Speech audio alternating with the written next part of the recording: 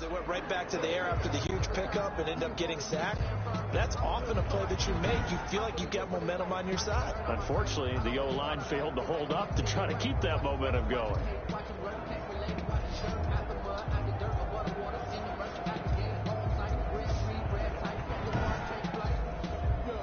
Got to assume this defense will be charging again here. It's 2nd and 15. Off the play fake. Barrow. And he's going to go down again. The quarterback sack. Well, that takes a start to have a good drive. Quite like a big loss on a sack, does it? Now they're looking at a 3rd and long, and suddenly the momentum shifted to the other side of the football. And old Mo is a very, very fickle man.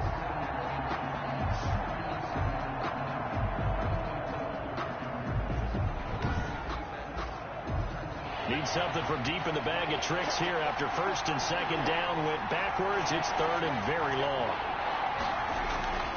From the gun, Barrow. And a throw there going to be incomplete.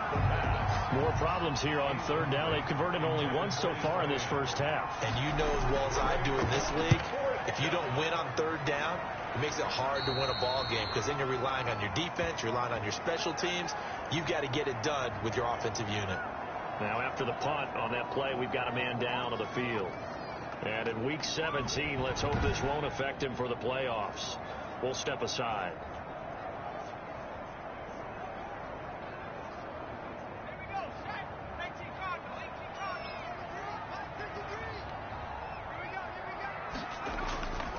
They'll run on 1st down.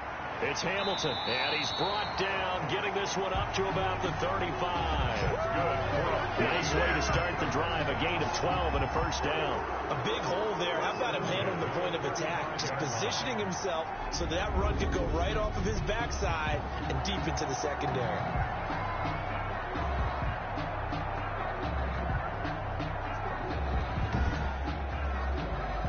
Ball up to the 35 now as they come up on 1st and 10. Operating from the gun. Grove. And the coverage terrific there as that's knocked down and incomplete.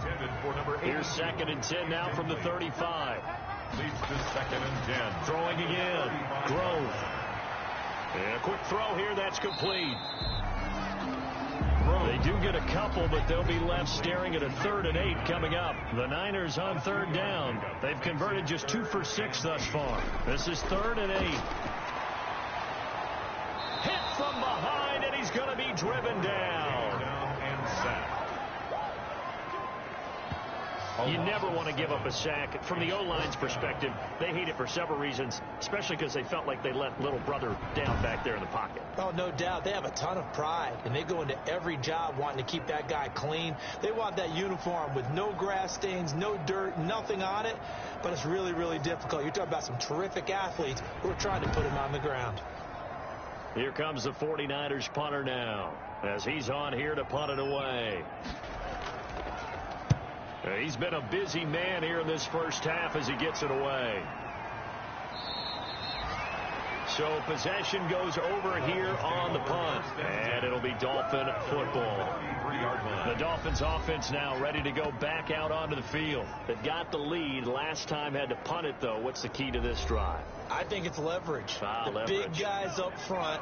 You know the motivational speech on the sideline is, guys, give us an opportunity. Protect the passer, create space for our runners, and let's go ahead and get these guys. Low man wins. Let's go do it on this drive. We'll watch that leverage on this drive. And he'll toss this one incomplete. Seeing no options, he throws it away. Throwing again on 2nd and 10. Barrow. And this time he's got the hook up. It's complete. They get 6. That'll leave them with 3rd and 4. It's a game of matchups, and that's why you take your receivers and move them around a bunch, especially your best guys. And when they work out of the slot, you often hear the coaches talk about how great it is because it gives you a two-way go. You can break out or you can break in. That makes it hard to defend. Rush coming, and he's taken down. A 10-yard loss on the play. Well, they go play fake. The problem is nobody was faked out.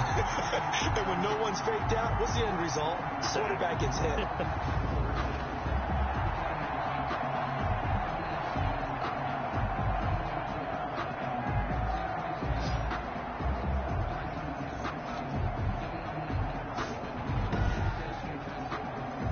Dolphins will send out the punter now as he's on to kick it away.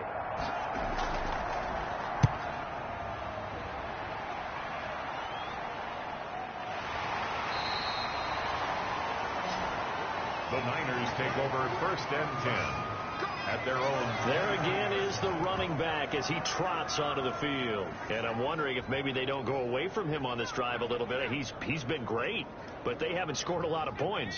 I think they still have to show him as a threat. Make sure he touches it a few times. But as you pointed out, use him as a decoy a little bit and get the ball in the hands of some other people in order to put more points on the board. He's done a really nice job of establishing them with his running. Yeah, he's established himself well. Now can they put more points up? They had 3 tight ends in on that set, and they were really good at blocking for their running back. And give them a lot of credit because in football nowadays, tight ends coming out of college often don't block very often. These guys have really developed into superior blockers, and that's why they use them in this formation so often. Off play action. Grove going down the middle, and it's complete. And they're going to have this across midfield and inside the 45. The end result, 21 yards. That catch for his career is number 589, so 11 away from 600, but it also right now ties him with Hall of Famer Fred Biletnikoff. And we remember Fred Biletnikoff well because of the way he went about his business in catching the football. And we're seeing something similar here. Someone who runs precise routes, has excellent hands, and knows how to get the ball to the end zone. On 1st and 10, Grove. Blitz coming, and down he goes. The quarterback sack. That's 3 sacks now. That's not much of a surprise to me, nor should it be to you. This team, they lead the league in sacks. Yeah, they do. This is something that we are starting to witness time and time again.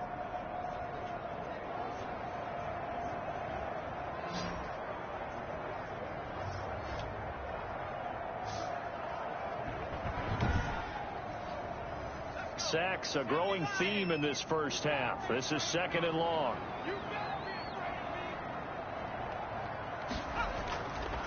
From the gun, Grove. And his throw is incomplete. To this point, I've been impressed with the work defensively. They have not allowed a lot of receivers to run free. And there's another example, another incompletion.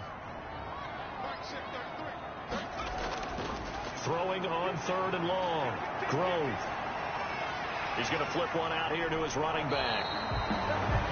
And he'll go down to the ground at the 39, and obviously that's well short of the first. It'll be a pickup of 13, but it'll still lead to a 4th down. Boy, the evolution of the game and how these guys in plays like that can get out of the pocket, keep plays alive, it just makes things so much harder for defenses. It really does, and we're talking about an era in the game where the quarterbacks are the most athletically gifted that we've seen in a bunch. I mean, when you talk about collectively, it's unbelievable. So their ability to move is practiced now. It's not necessarily, oh, he just took off and you guys figure it out.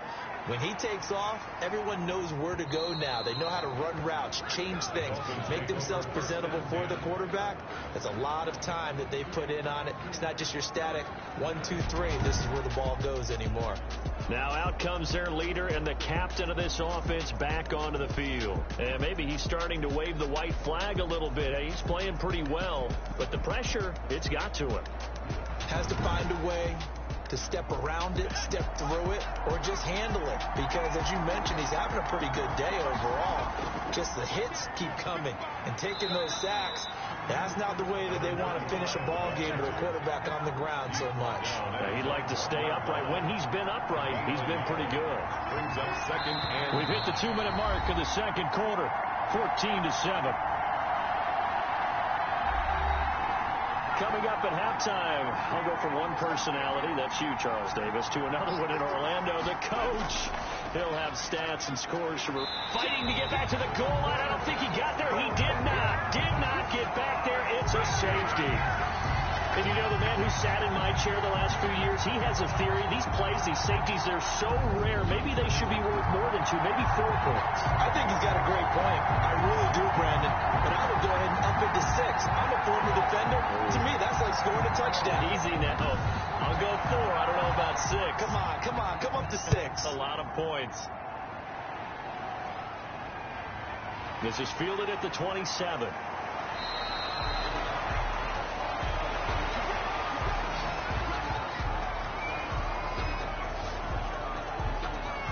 San Francisco gets set to go here. These guys had to punt their last possession, and that's become too familiar of a refrain. Too many of these drives just wound up going nowhere. Well, you know how in baseball, when the pitcher gets a base hit and he's on base, they bring his jacket out to him to keep him warm?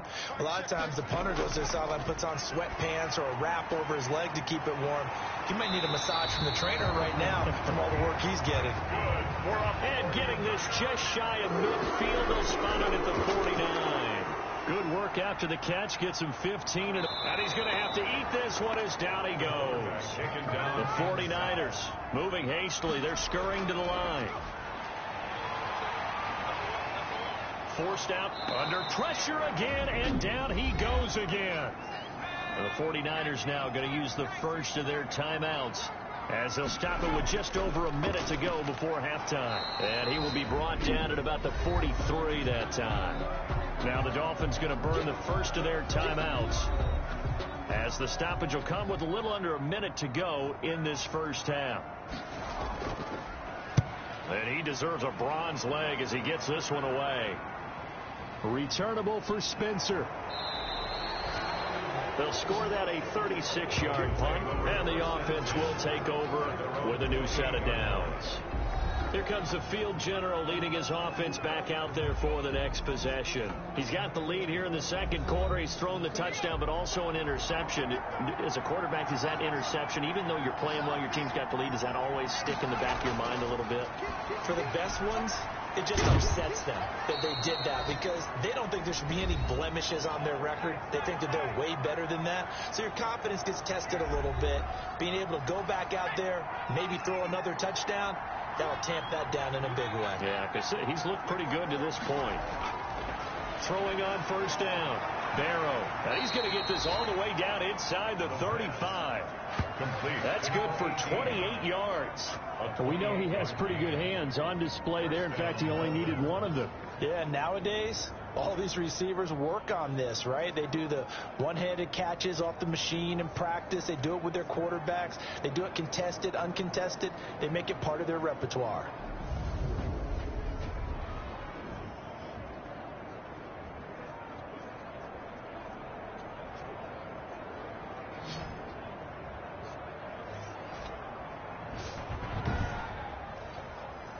So they'll come up first and 10 now from the 33. Operating from the gun, Barrow. And the Niners get there and bring him down. Now the Dolphins will use the last of their timeouts as they'll stop it with 17 seconds to go in this first half of action. On second down, Parham. Give him 5 yards on the run there, but it'll leave him with a definite 3rd and long on the horizon. So we've come upon halftime here in Week 17. As we'll send you back over to Orlando with our EA Sports Halftime Report, here's Jonathan Coachman. All right, Brandon, thank you as always. Welcome into our final regular season edition of our Halftime Report. Playoff lives hanging in the balance as we take you around the NFL one final time.